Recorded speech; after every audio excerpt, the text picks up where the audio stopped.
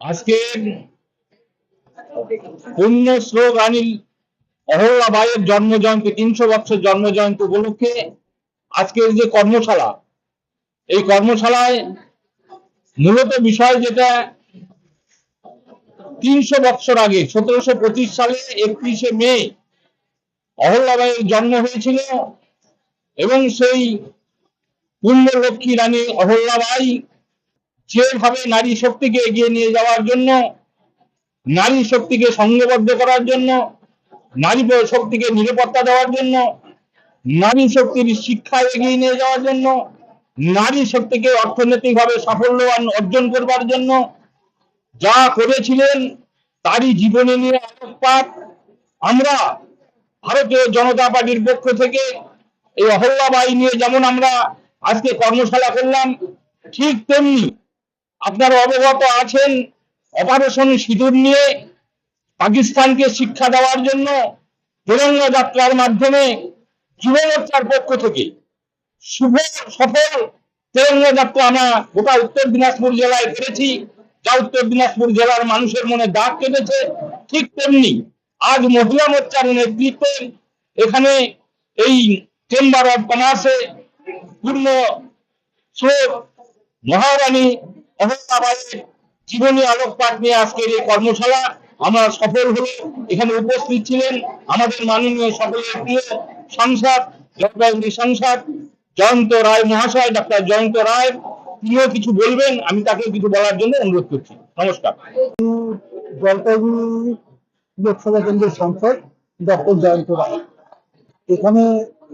অহল্যাবাই সম্বন্ধে অহল্যাবাই হেলকার সম্বন্ধে আমাদের সারা ভারতবর্ষ ব্যাপী একটা ৩০০ বছর পূর্তি হিসেবে আগামী ৩১ তারিখ ৩১শে মে তার জন্মের ৩০০ বছর পূর্ণ হচ্ছে। তো সেইটাকে উপলক্ষ করে সারা ভারতবর্ষ ব্যাপী আমাদের তাকে নিয়ে তার চিন্তাধারা, তার জীবনধারা, তার কাজ, রানী মাতার যে নির্মাতা নির্মাতা পুণ্যশ্লোক অহল্যাবাইয়ের যে কৃতিত্ব এবং তিনি কিভাবে আমাদের দেশকে সমাজকে দিয়েছেন, ধর্মক্ষেত্রে, রাজনীতির ক্ষেত্রে, অর্থনৈতিক ক্ষেত্রে কি যে কন্ট্রিবিউশনটা ছিল, কিভাবে সমাজের প্রতি তার কিছু দায়িত্ব ছিল একজন রাজা বা রানী হিসেবে, সেগুলো সম্বন্ধে মানুষকে জানানোর জন্যই আমাদের এই কর্মশালার আয়োজন। আজকে এখানে উত্তর দিনাজপুরের রায়গঞ্জে এখানে এসেছি, আমাকে দায়িত্ব দেওয়া হয়েছিল, সেই হিসাবেই কর্মশালাটা হলো। এই কর্মশালাতে মানে কি আশা করছে, মানে কতটা ফলাফল পাবেন বা কতটা নারীরা আরো শক্তিশালী হবে বা মানুষকে? দেখুন, আমি নিজে অহল্যাবাই সম্বন্ধে আমার কম ধারণা ছিল, কিন্তু যখন আমি পড়াশোনা করা শুরু করলাম, যখন বিশেষ করে যখন দায়িত্বটা দেওয়া হলো যে আপনাকে দিয়ে তার কিছু জায়গায় বলতে হবে, তখন আমি বিভিন্ন পত্র পত্রিকা যা যা আছে, বই আছে, সেগুলো পড়াশোনা করলাম। পড়াশোনা করে যা জানতে পারলাম তখন আশ্চর্য হয়ে গেলাম যে ৩০০ বছর আগে যার জন্ম হয়েছিল,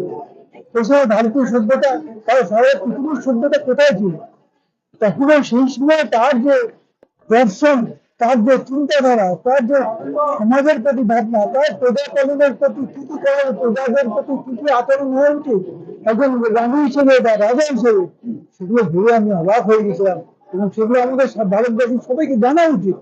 এই জন্যই এটা কিন্তু বিশেষভাবে তাৎপর্যপূর্ণ আমরা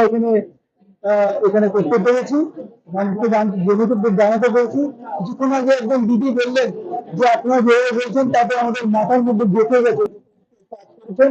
এবং তার আদর্শ নিয়ে তার কাজ করেছেন, এখন থেকে আমরা চলে